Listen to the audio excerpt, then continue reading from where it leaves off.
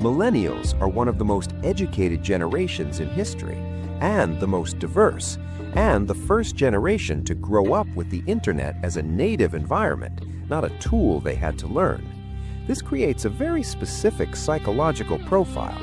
People who question everything because they've seen multiple versions of the truth depending on who's telling the story.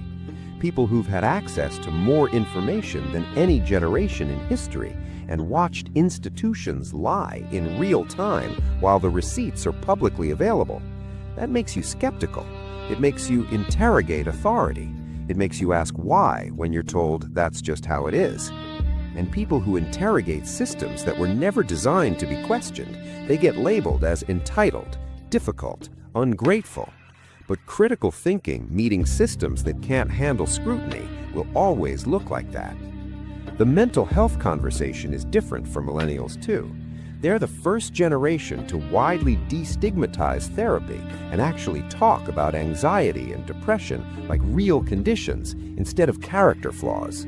That's massive. That's cultural progress that took decades to achieve.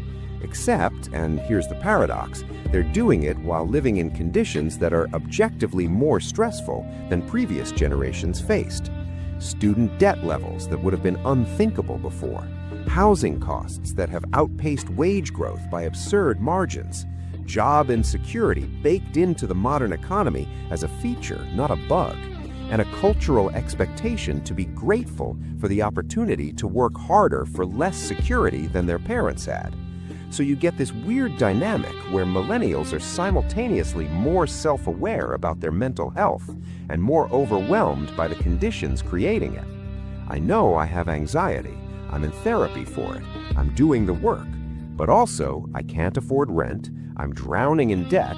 My job could disappear tomorrow, and I'm supposed to save for retirement while making $45,000 a year in a city where a one-bedroom costs $2,000 a month.